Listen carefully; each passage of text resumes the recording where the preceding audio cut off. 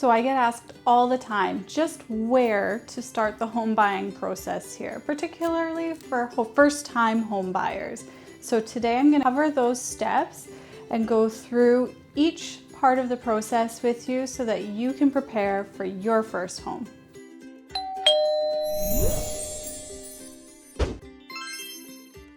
Hi everybody, I'm Jennifer Queen with the Jennifer Queen team and RE/MAX Professionals here in Winnipeg, Manitoba, Canada. And I am going to delve into the process of home buying here, particularly for first-time home buyers, people that maybe haven't done it before, just so that you know what all is involved with the process.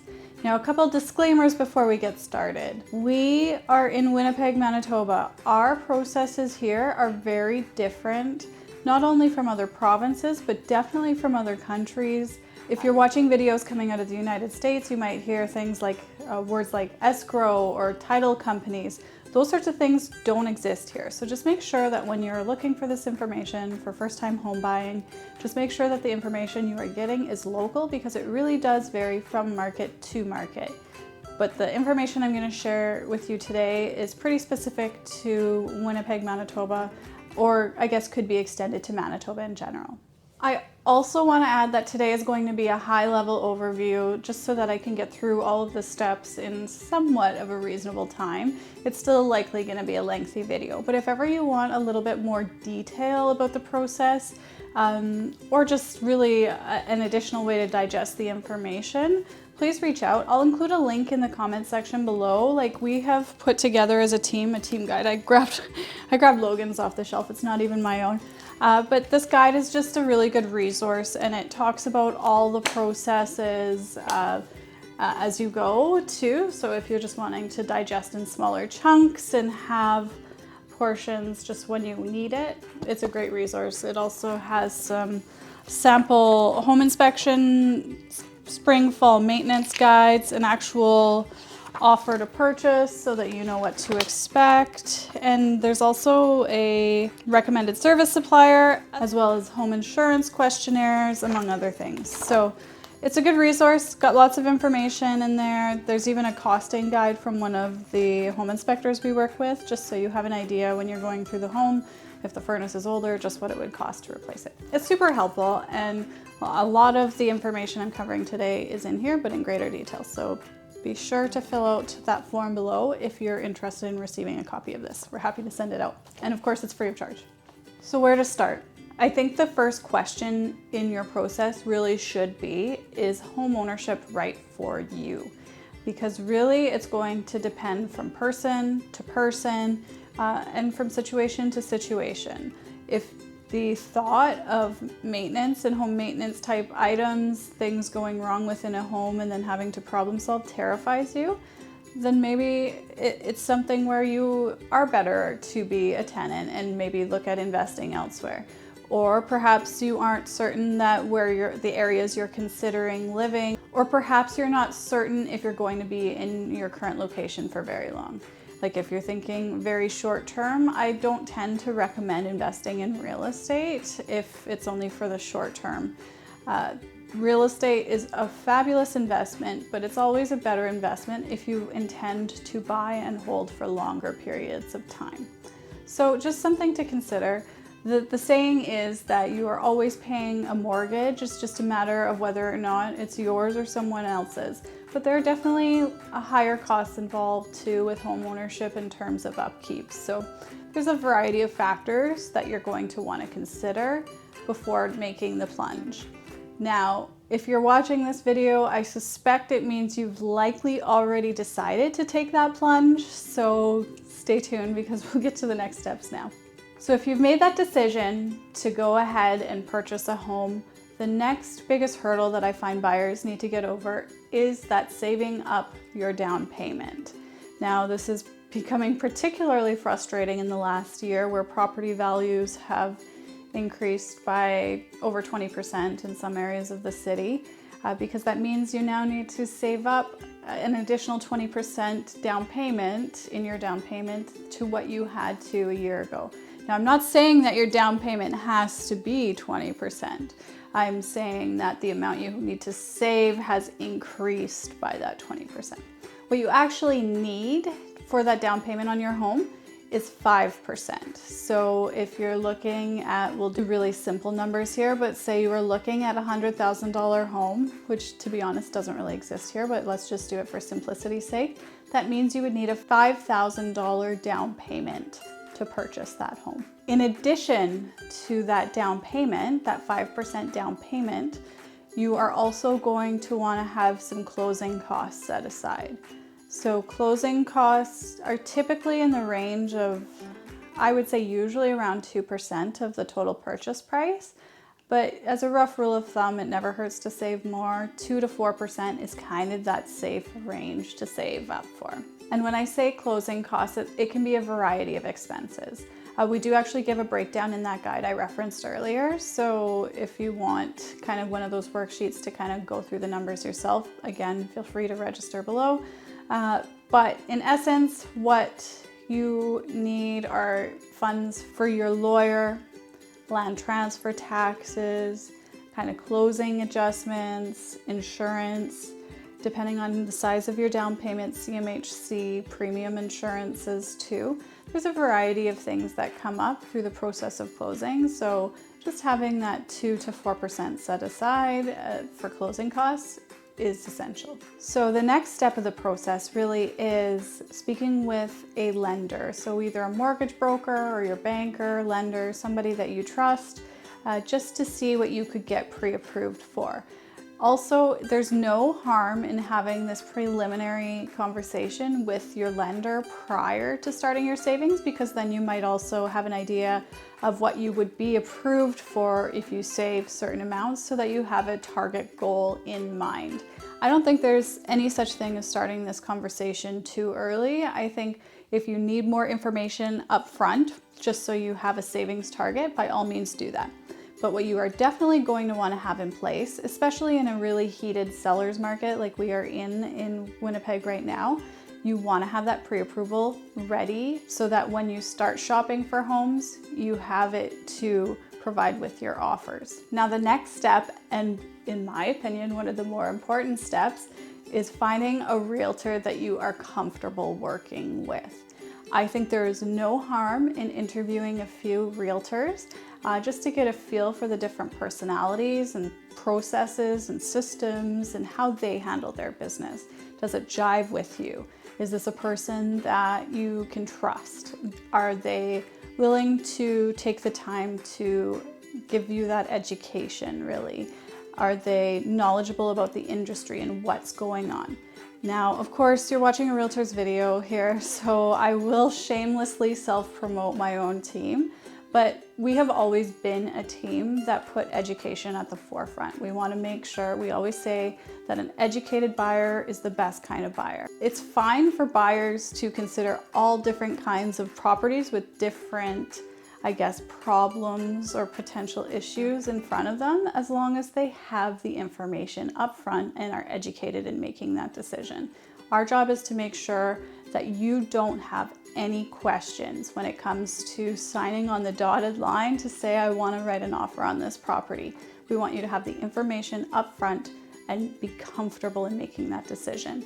And that's how we've all run. We've grown our team organically and slowly over time, never adding agents just to add agents. It's always been important to us to add on agents that really put the client first. We joke, because most of us are moms on the team, that we just wouldn't want to sell something to somebody else that we wouldn't sell to our own child, kind of thing. So feel free to reach out. Like, we're happy to help you. If you are interviewing realtors, we just reach out and we'll make that connection for you. The importance of selecting a good realtor have really been compounded in 2022 too, because what came into effect as of January 1st, 2022 is now all buyers must sign a buyer's service agreement with the realtor they are working with.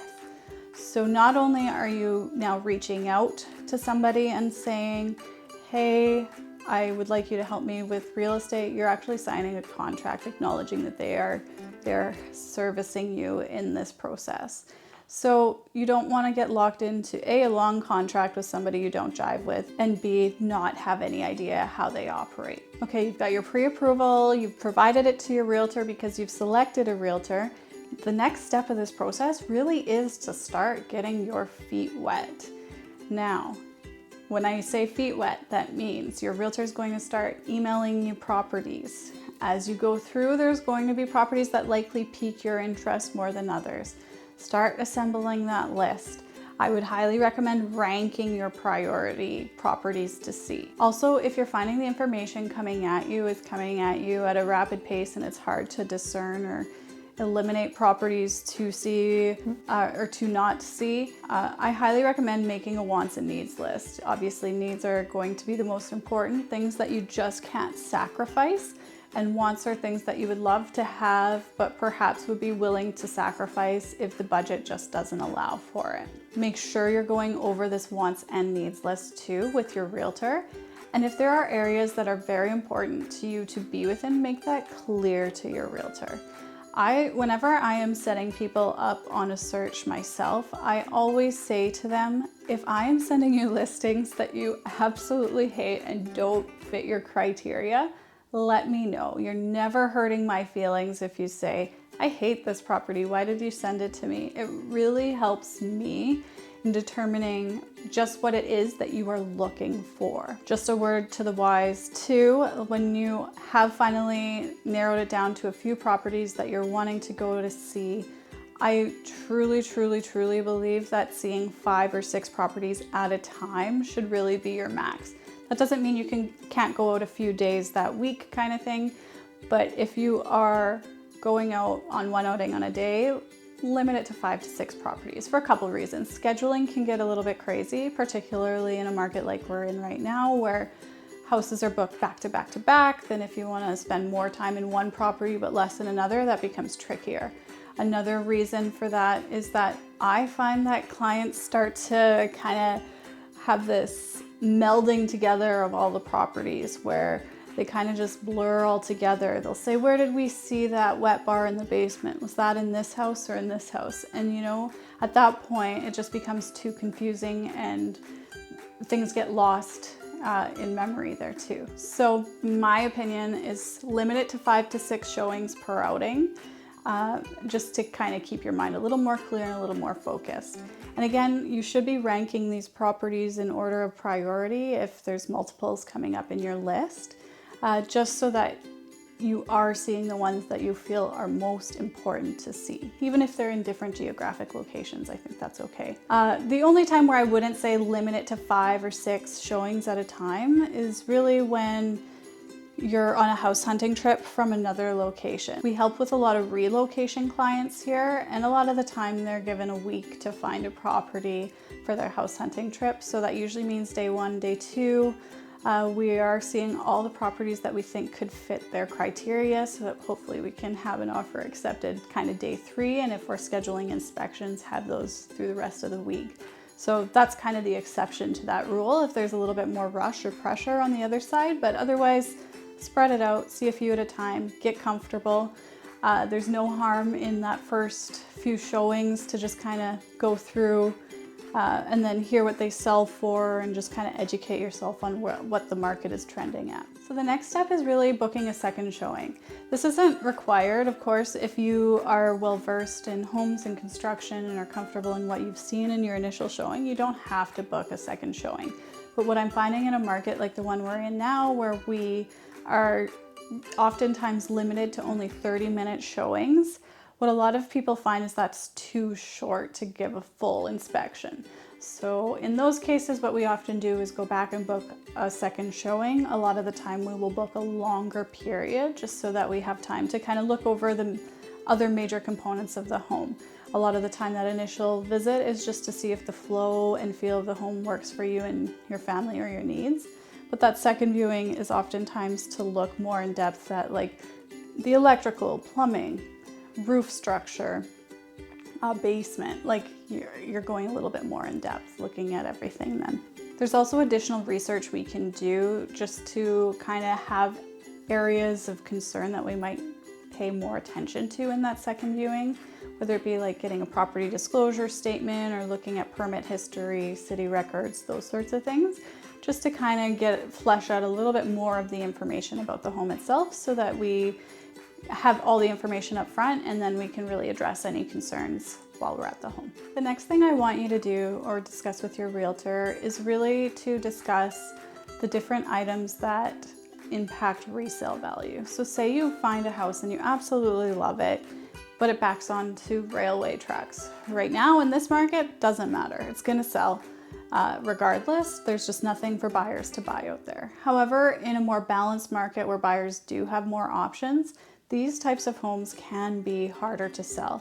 It is not typical that first-time home buyers are buying their forever home. A lot of the time we are using this as a stepping stone to the next home.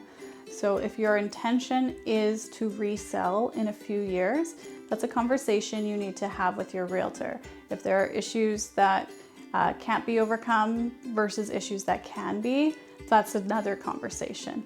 But you definitely want to be prepared for the eventuality of when you are likely going to be selling again, and just prepare for what to expect and if it makes really a logical investment decision. Okay, so you've gone through all the potential concerns about the home, you've taken a second look at it, you've decided it's good for resale value or for your future planning. Then the next step really is sitting down to write that offer. Now there are a number of parts that go into writing an offer, and a lot of them I won't bore you with because some of it is just a lot of legal jargon, but there are things that do change from offer to offer. So this is the key considerations you need to think about because we will be asking you these questions when you do sit down to write an offer. So the first question you want to think about is the deposit itself. How big of a deposit are you comfortable providing for this particular home? In Manitoba, what we find is it's usually a percentage or range given different price points. There's no hard and fast rule as to what you have to write for your deposit amount, but your realtor should be able to guide you on what is expected. But that's also a conversation you should be having initially, not at the time of sitting down to write an offer, because a lot of the time it catches people off guard. So just know that at the time of writing an offer, you are going to be expected to hand over a deposit check. Now this deposit does count as part of your down payment, but it is not your entire down payment. You do not need to give over your whole down payment. And keep in mind too that this deposit, when it goes in with your offer, if your offer is accepted, it will be deposited the following day. They are holding this money in trust while you are working through your conditions. Now, if you have conditions in your offer that you for some reason are unable to remove or satisfy, that deposit is refundable. However, if you write an unconditional offer, that money is gone. You do not get it back. So just understand the difference between writing a conditional versus unconditional offer. The next thing your realtor is going to discuss are deadlines for acceptance. So here it would be pretty common to expect a response on an offer same day. I know in other markets it's like 2 to 3 days. That would not be the norm here. Typically, if I'm writing an offer with a purchaser, say at noon today, we are expecting to hear back by 8 or 9 p.m. this evening. The next thing you're going to want to talk about are the inclusions that come with the property. Oftentimes the listing will give a pre-stated list saying these are the items my seller intends to leave. Oftentimes it's kitchen appliances, washer dryer, window coverings, garage door openers, sheds, those sorts of things. But if there's additional items that you saw while you were touring the property that you would like to request, this is where you would insert it. Just be sure you're talking to your realtor about what is reasonable versus unreasonable to request. Similar to that, you have to know the exclusions. Are there things that are attached to the property that will not be included? In theory, everything, if you were to take a house, flip it upside down and shake it, everything that stays would typically be expected to be included with the property. So exclusions are things that we want to name that might be kind of in that gray area. They wouldn't necessarily fall out of the house, but the seller wants to take them in essence. So that's where we would note it. You're also going to want to know your mortgage details.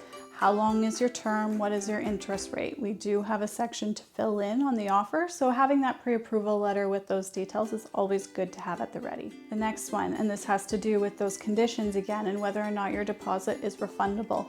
What conditions do you want inserted into your contract? The three most popular, and I would say kind of in order, are the financing condition, property disclosure, and then home inspection. Those are the most common, but there's a variety of other conditions you can insert. This is again something you're going to want to talk to your realtor about, and it will depend on a case-by-case basis. Another key consideration that I find sometimes catches buyers off guard is actually the possession date. They're excited, they want the home, and then they realize when I ask them that they haven't put any thought as to when they would be ready for the home. So sometimes sellers will pre-specify a possession date that they want. Sometimes they'll leave it as flexible.